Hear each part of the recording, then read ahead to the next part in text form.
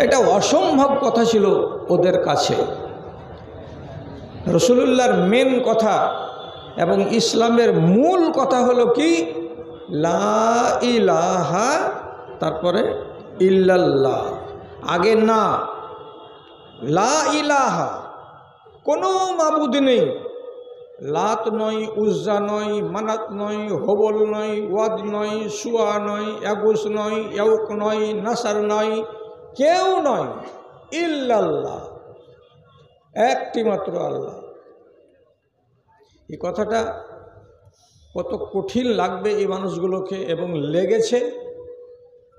যদি কঠিন না লাগলো তাহলে রাসূলুল্লাহর শ্বশুর আবু সুফিয়ান 21 বছর পর ঈমান কবুল করছে। তাহলে আপনি চিন্তা করেন তো মনের ভেতরে বিদ্বেষ কত ছিল তার।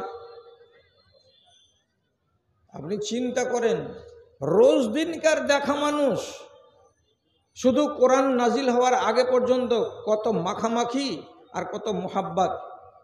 সেই সুহাইল ইবনে আমর 13 বছরের মক্কি জিন্দেগিতে ঈমান আনতে পারছে না। তারপরে হিজরি 8ম সালে, তার মানে কি 8 হিজরিতে যখন রাসূলুল্লাহ মক্কা অভিযান করছেন, সেই দিন তখন ইসলাম কবুল করছে। তাহলে এদিকে 13 আর এদিকে 8, 21 বছর পর ঈমান কবুল করছে।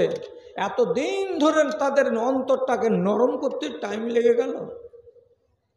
নিজের ধর্মের প্রতি কত ভালোবাসা ছিল আর ইসলামের প্রতি তাদের বিদ্বেষ কতটা ছিল, আপনি আন্দাজ করেন।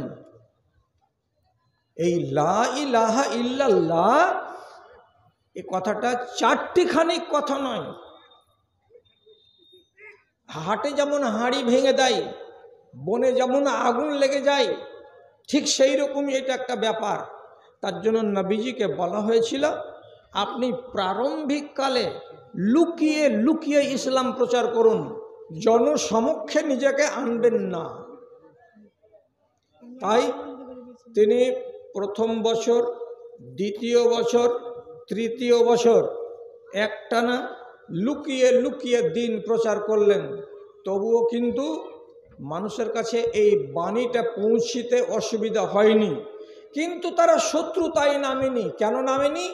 আল্লাহ পাকের রাসূল ওপেন বাজারে বা মক্কার কোনো স্থানে বা কোনো চৌরাহাতে গিয়ে মুখ খুলে দিয়েছেন 10 জনের সামনে, এই তোমরা ঈমান আনো, এরকম কাজটা করেননি। শেষের বেলায় আল্লাহ রাব্বুল আলামিন একটি আয়াত নাযিল করলেন নবীজির উপরে। এই আয়াতটা আপনাদেরকে আজকে আমি পড়ে শোনালাম। কি আল্লাহ তাআলা বলছেন, ফাসদা মা তুমার বিকা, যে কাজের জন্য আপনাকে চয়ন করা হয়েছে, যে কাজের জন্য আপনাকে নবী হিসাবে প্রেরণ করা হয়েছে, আপনি সেই কাজ সম্পর্কে খোলাখুলি মানুষকে বলে দেন। লুকায়িত আর আপনাকে রাখতে হবে না। যেমন করে মানুষ ওপেন কোনো কথা বলে দেয় হাটে ঘাটে মাঠে বাজারে, আপনি ঠিক সেই রকমই কথাটা মানুষের সামনে জোর করে বলে দেন। আপনি চিন্তা করবেন না। ওয়ারিজ আনিল মুশরিকিন, মুশরিকিনকে দেখে আপনি আর চিন্তিত হবেন না। একবারে ডন্ট কেয়ার হয়ে নিশ্চিন্তে আপনি ঘোষণা করে দেন আপনার রবের কথা, আপনার দিনের কথা, আর লুকাতে হবে না। যখন আল্লাহর কাছ থেকে অনুমতি পেলেন, তখন নবীজি সর্বপ্রথম আজকে আসছেন কি করতে? বুকে সাহস নিয়ে। তো কিছু একটা ঘটাতে গেলে বুকে পাটা লাগে।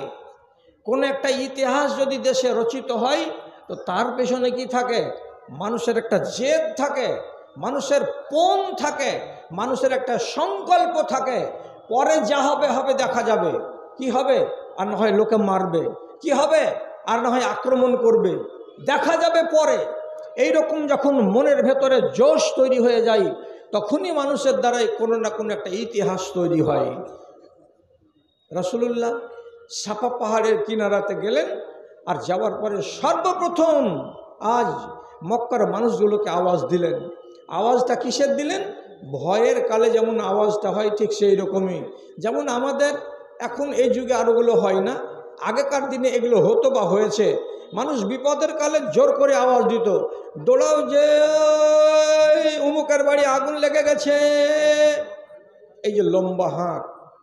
তো রসুল সাফা পাহাড়ের উপরে গিয়ে লম্বা হাঁক মেরে দিলেন। কি বলে ডাকলেন? ইয়া সাবাহা, ইয়া সাবাহা। এর মানে হলো এই, ও মক্কার লোকেরা, যারা যারা সকাল করেছো এবং সকালবেলায় জেগেছো, তাদেরকে আমি ডাক দিয়ে বলছি, যারা যারা আমার আওয়াজ শুনতে পাচ্ছ, দেরি না করে তাড়াতাড়ি এখানে এসো, তাড়াতাড়ি এখানে এসো।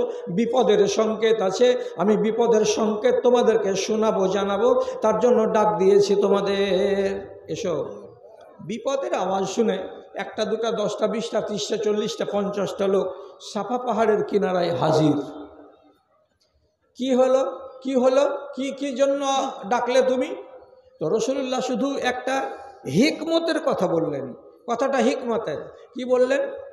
আমি তোমাদের পিছন দিক থেকে আগুন ধেয়ে আসছে, তোমাদের গ্রাস করে নেবে, তাই দেখতে পাচ্ছি। তোমরা যদি সাবধান না হও তাহলে সেই আগুনে তোমরা ছাই হয়ে যাবে, পুড়ে যাবে, তোমরা বরবাদ হয়ে যাবে। এই জন্য আমি তোমাদের সাবধান করে বলছি, তোমরা আগুন থেকে বাঁচো। আগুন মানে কি? রাসূলুল্লাহ বুঝাতে চেয়েছিলেন, তোমাদের পিছন দিকে আগুন আছে, মানে এই হালাতে যদি তোমরা মরে যাও তাহলে তোমরা ওয়াহাদানিয়তকে পেলে না, এক আল্লাহকে মানতে পারলে না। 10 জন আল্লাহকে 20 জন আল্লাহকে মেনে কবরে তোমরা যাবে, তোমাদের জীবনটা ছাই হয়ে যাবে, তোমরা আগুনের ইন্ধন হয়ে যাবে। এই আগুন দেখতে পাচ্ছি, তোমরা আগুন থেকে বাঁচো। এক একজন এক এক কথা। তো তাহলে লাতকে মানা যাবে না? যে না। উজ্জাকে মানা যাবে না? যে না। হবলকে মানা যাবে না? না। যেটা যাদের বংশের কাছে প্রিয়, আপন আপন বংশের লোক নিজেদের মাবুদের নাম নিচ্ছে আর বলছে, তো তাহলে আমরা যে হবলকে মানি, তাহলে হবলকে মানতে হবে না? যে না, যেটারই নাম আসছে রাসূলুল্লাহ এক বাক্যে বলছেন এটা মানা যাবে না, এটা মানতে হবে না। তো কি করতে হবে? সমস্ত মাবুদকে বাদ দাও, ইল্লাল্লাহ, একমাত্র আল্লাহকে বিশ্বাস করতে হবে। মাথা বন বন বন বন করে ঘুরে গেল। কেন? এইগুলোর সাথে দরদ কম ছিল না, মোহাব্বত কম ছিল না। এদের আকীদা ছিল এক একটা খোদা এক এক কাজে, সব খোদা সব কাজ করে না। তো যাদের যেটার উপরে মোহাব্বত, সে সেটা মেনে চলতো। আবার আসমানে যিনি আল্লাহ তাআলা আছেন, তাকে যে এরা সমূলে মানে না, এটা কথাও নয়। সারাটা মুশরিক, আরবের মক্কার সব মুশরিক মানে যে আসমানের উপরে একজন আল্লাহ আছেন, আর জমিনে এগুলো হচ্ছে আল্লাহ। তো আল্লাহর এগুলো সব দোসর, আর আসল আল্লাহ আছেন উপরে। নবীজি বললেন না, দুনিয়ারগুলো আল্লাহ নয়, এদেরকে আল্লাহ থেকে খারিজ করো, আর একমাত্র আল্লাহ রাব্বুল আলামিন আসমানে আছেন, তাকে আল্লাহ বলে স্বীকার করো। কতটা ভারী লাগলো। বিপদ হলো নবীজির উপরে। কত বিপদ হলো, লম্বা করব না, ছোট্ট করে বলে আমার সময়কে আমি গত করে নেব। রাসূলুল্লাহকে মার খেতে হয়নি। কেন? পিছন দিকে ছিল শক্তিশালী একজন লোক, তার নাম আবু তালেব। আল্লাহর কপালে ঈমান লেখেনি। তারপরে আবু বকর সিদ্দিককে মার খেতে হয়নি। কেন? যে তিনি একটা শক্তিশালী বংশের লোক, তাকে মারার কেউ সাহস করতে পারেনি। বিলাল হাবাসি মার খেয়েছেন, লাতা লাতা করে দিয়েছে উমাইয়া তাকে মেরে। তিনি হলেন প্রথম দিকের মুসলমান। সোহাইব রুমির মতো লোক মার খেয়েছেন, তুলা তুলা করে দিয়েছে মেরে। আব্দুল্লাহ বিন মাসউদ রাদিয়াল্লাহু তাআলা আনহু মার খেয়েছেন মুশরিকদের হাতে। একে রক্ষা করার মতো কেউ লোক তাদের পাশে ছিল না। আম্মারের মতো নওজোয়ানকে পালা করে সকালে আর বিকালে পিটেছে, এবং ইয়াসির তার বাবাকে পালা করে সকালে আর বিকালে পিটেছে। তার মা সুমাইয়াকে পালা করে পিটেছে একটা মেয়ে ছেলেকে। এই পর্যন্ত মেরে মেরে শেষ পর্যন্ত সুমাইয়ার মতো মহিলার শরম গাহে বল্লম মেরে দিয়ে জালিম আবু জাহালের মতো লোক মেরে শেষ করে দিয়েছে। ইয়াসির রাদিয়াল্লাহু তাআলা আনহু উনি মারকে সহ্য করতে না পেরে কিছুদিনের পর উনিও শাহাদাত বরণ করেছেন বা মরে গেছেন। তাহলে মার খেতে খেতে খেতে খেতে সাহাবীদের জীবন অতিষ্ঠ হয়ে গেছে। কত কষ্ট হলো এই শুধু কথাটাকে মেনে নিতে গিয়ে আর ওপেন ঘোষণা করে দিতে গিয়ে। তাহলে তো ইতিহাস রচিত হলো। না হলে ইসলাম লুকিয়ে লুকিয়ে দম বন্ধ করে মরত, ইসলাম এতটা ফলে ফুলে বৃদ্ধি পেত না। তাহলে ইতিহাস সংঘটিত হলো কি করে? যখন জেদ বুকে তৈরি হলো তখনই বলা হলো কি জুরাত। জুরাতের মানে কি? এখন আর পরোয়া করি না, যা হওয়ার হয়ে যাবে, ইসপার না হয় উসবার, এটা করেই ছাড়বো। এটা না করতে গেলে জীবনে কোনোদিন কোনো কাজ করা সম্ভব হয় না। এটাকে বলা হয় ইমানি জুরাত, এটাকে বলা হয় ইমানি দুঃসাহসিকতা, এটাকে বলা হয় ইমানের সাহস, এটাকে বলা হয় ইমানের বল। যখন এই বল জেগে উঠে তখন মানুষ অঘটন ঘটিয়ে ছাড়ে। আপনাকে মিশাল দিচ্ছি একটা, একটু খেয়াল করবেন ভালো করে। মানুষের ইমান যখন কঠিনভাবে জেগে উঠে তখন সামনে দুশ্মন খাড়ো আছে এই কথাটা চিন্তা করে না। খেয়াল করবেন কথার দিকে। একই টাইমে ইসলামী রাষ্ট্রে দুটো ধারা বের হলো, দুটো ধারা। ইসলামী রাষ্ট্রটা কত বড় ছিল ভালো করে বুঝবেন। মক্কা, মদিনা, ইরান, আফগানিস্তান, আজকের দিনের যেটা হলো দুবাই শহর বা আরব আমিরাত, কুয়েত, ইরাক, বাসরা শহর, কুফা শহর, সিরিয়া, মিশর, প্যালেস্টাইন, এগুলো সবটি মিলিয়ে ছিল একটা ইসলামী রাষ্ট্র। সেই একটা ইসলামী রাষ্ট্রে এক সময় বিতর্ক হলো, আর বিতর্ক হয়ে হলো কি একই টাইমে দু ধারা থেকে খলিফা হতে শুরু করলো। খলিফা দুই ধারা থেকে। হযরতে আলীর পরে মিশরে, সিরিয়াতে মুয়াবিয়া বলছে আমি খলিফা। এদিকে কুফার এলাকাতে, ইরাকের এলাকাতে হযরতে হাসান রাদিয়াল্লাহু তাআলা আনহুকে বলা হলো এ খলিফা। হযরতে হাসানের সাথে মুয়াবিয়ার লড়াই টড়াই হয়নি। তার আগে হযরতে হাসান উম্মতকে বাঁচাবার জন্য রিজাইন দিয়ে দিলেন, আমি খেলাফত থেকে সরে গেলাম। মুয়াবিয়া, তোমার সাথে আমার চুক্তি হলো এই, তুমি যতদিন বেঁচে থাকবে খলিফা থাকবে, তুমি যেদিন মরে যাবে সেই দিন সারাটা দেশের লোক যাকে ভালো মনে করবে সে খলিফা হবে। খলিফা হবে একটা। এত বড় কুরবানি করেছিলেন হযরতে হাসান রাদিয়াল্লাহু তাআলা আনহু। তারপরে তিনি জহর খাইয়ে দিল কে? তিনি মরে গেলেন। যখন হযরতে হাসান মারা গেলেন তখন তারপরে লোকেরা হযরতে হুসাইনকে খলিফা হিসেবে মেনে নিল। এদিকে হযরতে মুয়াবিয়া কি করলেন? উনার মরার আগেই কি করলেন? নিজের বেটা ইয়াজিদকে খলিফা বলে বেঁচে থাকতে থাকতে বয়াত নিতে লাগলেন। মক্কার লোক, মদিনার লোক, সিরিয়ার লোক আর সমস্ত জায়গাতে গিয়ে গিয়ে ওর স্টেটে যতগুলো গভর্নর ছিল তাকে দিয়ে জুমাতে খুতবা দেওয়ানো হলো। আর জুমার খুতবাতে বলা হলো যে তোমরা হযরতে মুয়াবিয়ার পরে ইয়াজিদকে খলিফা বলে মেনে নাও, বলে পথকে মসৃণ করা আরম্ভ হলো। তখন অনেক সাহাবী বেঁচে। গালমন্দ করবেন না, শুধু শিখে রেখে দেন। ইয়াজিদের নামে অনেকগুলো ক্লেম ছিল। ইয়াজিদ, আল্লাহ তুমি ভালো জানো, লোকটা ভালো ছিল না। সেই ভালো ছিল না এমন লোককে মুয়াবিয়া যে খলিফা বানাবেন তারপরে, এই কথাটা বহু লোকের মনে ব্যথা এবং মানতে রাজি ছিলেন না। সেই দিনে মদিনাতে একটা নাম করা সাহাবী ছিলেন, তার নাম আব্দুল্লাহ বিন উমার।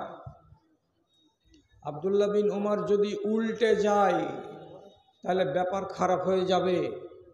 তার জন্য আব্দুল্লাহ বিন উমারকে রাজি করবে বলে পলিসি করে আমর ইবনুল আস রাদিয়াল্লাহু তাআলা আনহুকে হযরতে মুয়াবিয়া মদিনায় পাঠালেন।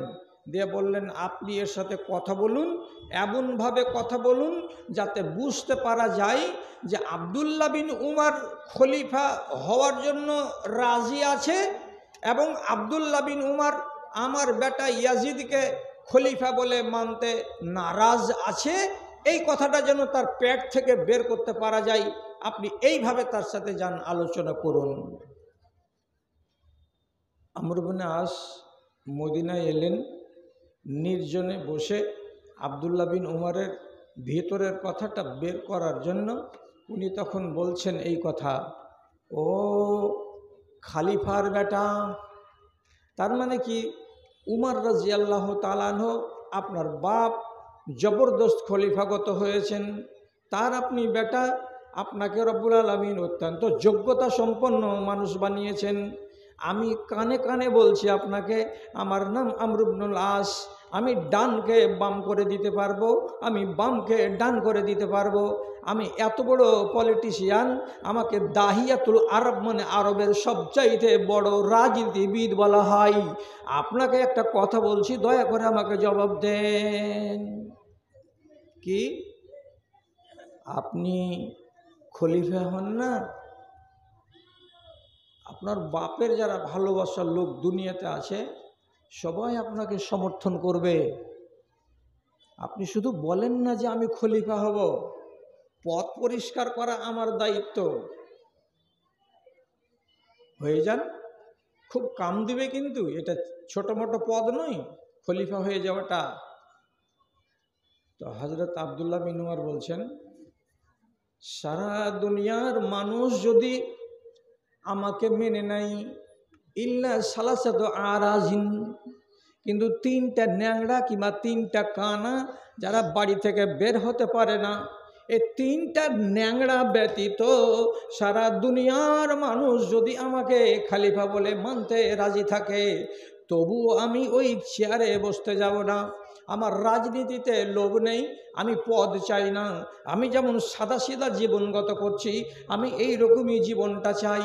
আমাকে তুমি খেলাফতের প্রস্তাব দিও না, আমার মন চাই না রে ভাই।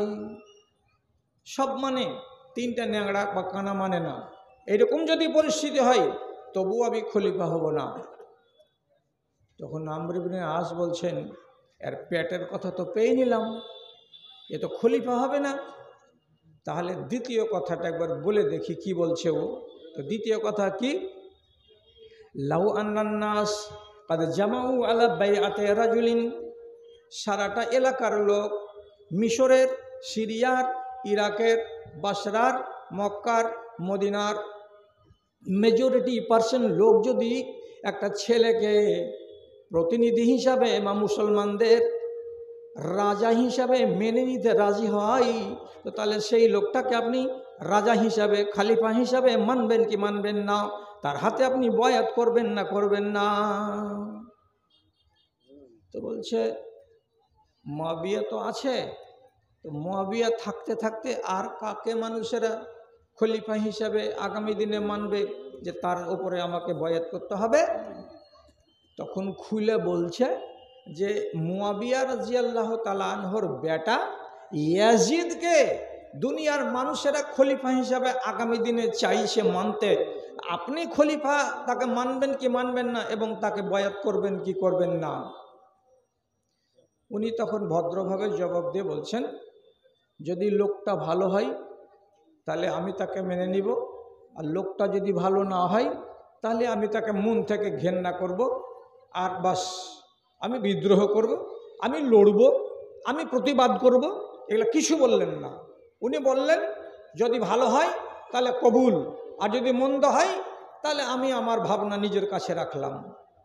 এই জায়গাটাতে একটু কিন্তু থেকে গেল, যার কারণে ঘটনাটা এবার কোথায় গিয়ে দাঁড়ালো, এক মজলিস পরে আর এক মজলিসে এসে সেই আমর ইবনে আস 1,00,000 দিরহাম চাঁদির টাকা থলিতে করে নিয়ে এসে আব্দুল্লাহ বিন উমরের মতো সাহাবীর সামনে রেখে দিয়ে তারপরে বলছে, ইন্নালাকা যায়আতান ফিল মদিনাতে, আপনাকে মদিনার মাটিতে, মদিনার শহরে একটা বড় লম্বা চওড়া পলট জমি দেওয়া হবে, 15 থেকে 20 বিঘা। আর আপনাকে একটা বাগান দেওয়া হবে, আর আপনাকে এই থলিটা দেওয়া হলো, এর মূল্য কতটি আছে ভিতরে? তো 1,00,000 দিরহাম এর ভেতরে ভরা আছে।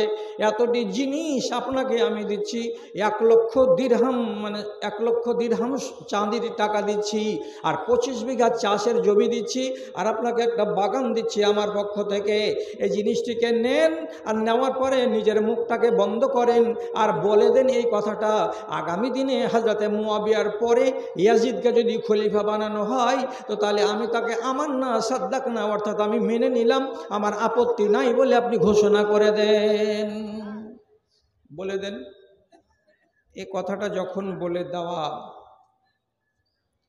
এই জিনিস যেমনি সামনে রাখা, হযরতে আব্দুল্লাহ বিন উমর বলছেন, নরম মানুষ বলে তুমি আমার ঘাড়ে চড়ছ? হ্যাঁ, আমি খেপতে জানি না? আমার ভেতরে আগুন নেই ইমানের? আমি এতই একবারে কাপুরুষের বাচ্চা?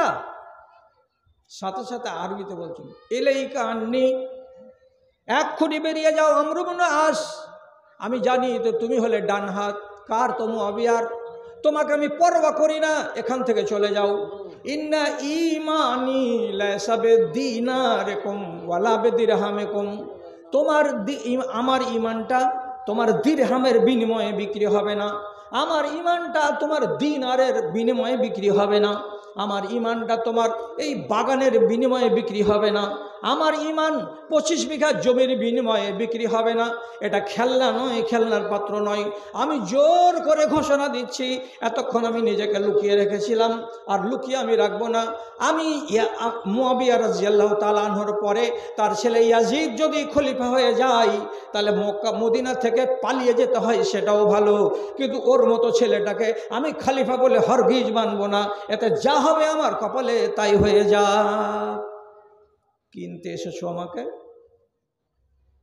যে মানুষটা সোজা খ্যাপা ছিল, এত বেশি হম্বিতম্বি ছিল না, মানুষটাকে যখন পিছন দিক থেকে একটুখানি উত্তেজিত করা হলো, বাস্ট হয়ে গেলেন, আর যে নিজের কথাটাকে বলেই ফেললেন, আর দিয়ে বলছেন, আমি চাই আমি মরব, মরার আগে আমার হাত দুখানা শূন্য থাকবে, কোনো ধন নিয়ে কোনো মাল নিয়ে আমি কবরে যাব না, আমি খালি হাত কবরে যাব।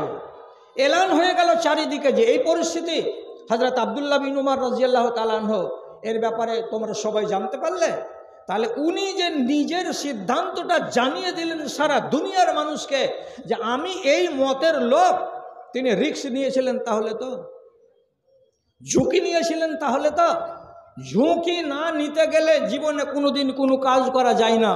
রাসূলুল্লাহ ভেবেছিলেন আমার উপরে আক্রমণ হবে, আবুল আহাব আক্রমণ করেছিল, তার জন্য সূরা আবুল আহাবটা নাজিল হয়েছে, তারপরে সাহাবীদের উপরে আক্রমণ হয়েছে, আক্রমণকে সহ্য করার পরেই ইসলাম প্রতিষ্ঠিত হয়েছে। ঝুঁকি না নিতে গেলে কোনো ইতিহাস তৈরি হয় না। আমি কেন বললাম কথাটা? ইমানি জুরাত বুকে যেদিন মরে যাবে, সেদিন দেশ থেকে ইমানকে আপনি খুঁজে পাবেন না, আধমরা হয়ে ইমান বাঁচবে দেশে। ইমানের সব সময় জুরাত বুকের ভেতরে থাকতে হবে, যেটা মূল স্পিরিট, সেটাই হলো নবীজির হাদিস। কি? মান রাআ মিনকুম মুনকারান ফালিয়ুগাইয়িরহু বিয়াদিহি, চোখের সামনে যদি মুনকার দেখতে পাওয়া যায়, তাহলে তাকে হাত দিয়ে রুখতে হবে। হাত দিয়ে যদি রুখতে পারা না যায়, মুখ দিয়ে রুখতে হবে। মুখ দিয়ে যদি রুখতে না পারা যায়, অন্তর দিয়ে ঘৃণা করতে হবে। আর যদি ঘৃণা না করেন, একটা মুনকার জিনিস চলতে চলতে চলতে চলতে 10 বছরের মাথায়, 5 বছরের মাথায় সেটা দেশের রেওয়াজে পরিণত হয়ে যাবে, সিস্টেমে পরিণত হয়ে যাবে। একটা মানুষকে সেই মুনকার জিনিসটা খারাপ লাগবে না। এই জন্য নবীজি বলেছেন, যেমনি মুনকার চোখে পড়বে সাথে সাথে তাকে রদ করো। আপনি বলুন হ্যাঁ না না, আপনি বলতে পারবেন না লাজে, বলবেন না কোনো মুসলমান লাজে। কি 20 বছর আগে এই দেশের মাটিতে কোনো বেটি ছেলে মুসলমানের বাচ্চিকে সাইকেল চালাতে দেখেছিলেন? 2-3টা লোক বলুন তো যে হ্যাঁ দেখেছি। দেখেছিলেন 20 বছর আগে কোনো মেয়ে ছেলেকে সাইকেল চালাতে? দেখিনি। একটা মেয়ে ছেলে যদি সাইকেল চালিয়েছে, তো গোটা গাঁয়ের লোক বাড়ি থেকে বাহির হয়ে দেখেছে, দেখ গে দেখ, দেখ গে দেখ, বেটি ছেলে সাইকেল চালাচ্ছে। এই মুনকার, আজ মুনকার লাগে আমাকে, আপনাকে মুনকার বলে মনে হয়? হয় না। গা সওয়া হয়ে গেছে। কেন? হাজার হাজার নারী আমাদের সমাজে সাইকেলে চড়ে, আর খারাপ লাগে না? এক সময় ছিল যদি পণ নিয়ে কেউ বিয়ে করেছে তো তার নামে বজ্জাতির শেষ থাকতো না, আর বদনামির শেষ থাকতো না। এখন টাকা নিয়ে বিয়ে করা আমাদের গা সওয়া হয়ে গেছে। কেউ বলে যে অমুকের বেটার বিয়ে হলো 1.5 লক্ষ টাকা নিয়েছে, তো হ্যাঁ ছি ছি ছি ছি ছি, শালা লজ্জা নেই লোকটাকে, টাকা নিয়ে বিয়ে করলো। এ কথাটা কোনো মুসলমানের মুখ দিয়ে বেরোয় না। কেন বেরোয় না? সিস্টেম চালু হয়ে গেছে। হারামি জিনিসকে দেখে দেখে আমাদের গায়ের চামড়া মোটা হয়ে গেছে, আমরা ওটাকে খারাপ বলে আর ভাবি না। জীবনে শুনেছিলেন আপনার বাপের বিবাহ? আপনার বাপকে জিজ্ঞেস করেন। আপনার যদি বয়স আমার মতো বয়স হয়ে থাকে তাহলে আপনি নিজের কথাটা বলেন। আপনার বিয়ের দিন কটা বেটি ছেলে বরযাত্রী গেছিল?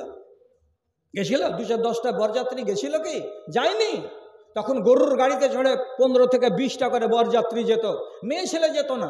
আজকের দিনে 25টা শুধু বরযাত্রী যাবে, যুবতী মেয়েরা, যাদের মাথায় কাপড় চড়বে না, যাদের গায়ের পোশাকগুলো দেখতে গেলে আমাদের যৌবনে আগুন লাগে, গায়ে আগুন লাগে, মনে আগুন লাগে, অথচ এত বেহায়া, এত নির্লজ্জা জামাত হয়ে যে বেরিয়ে চলে যায়, কাউকে মন্দ লাগে না। আমি ছেলের বাবা, আমি মেয়ের বাবা, ভান্ডারিতে বসে বসে তাদেরকে আদর করে খাওয়াই আর তাদের সম্মান করি, শুশ্রূষা করি। কোনোদিন জীবনে বলি না খালা তোমার নাম কি, তোমার মাথায় কাপড় নেই কেন? খালা তোমার নাম কি, তুমি একটা বেটা ছেলের সামনে বসে বসে ল্যাব ল্যাব করে লোকমা গিললে কেন? জীবনে কোনোদিনই কেউ ভান্ডারিতে কাউকে বলেছিলাম আমরা? বলিনি। কেন বলিনি? মুনকারকে যদি আপনি রোধ না করেন জন্মলগ্নে, তো সেটা 4 বছর যেতে না যেতেই সেটাই হয়ে যাবে দেশের নীতি, আর সেটাই হয়ে যাবে রেওয়াজ। আপনার গা সওয়া হয়ে যাবে, আপনি মুনকারকে আর থামতে পারবেন না। ভাইজান, বেরেলিদের উরুসের মেলা দেখেছেন? 2-4টা লোক এমন নেই আমাদের দেশে? উরুসের মেলা, উরুসের যেটা মেলা হয়, সেখানে এক জায়গাতে ছোট করে মজলিস আছে। একটা মৌলভী সাহেব 3 তলা টুপি মাথায় দিয়া ও আপনার ওয়াজ করছে, শোনার লোক কেহ নাই। এ পাশে একটা কি আছে, নৌটাঙ্কি আছে। এ পাশে একটা কি আছে, কাওয়ালি অনুষ্ঠান আছে। এ পাশে একটা কি আছে, ছোট করে বাজার লাগানো আছে। যাবতীয় রকমের আয়েশ আরামের এবং মন লুভানো জিনিস দিয়ে পুরো মেলাটাকে সাজানো থাকতো। এগুলো জিনিস আমাদের চোখে দেখা।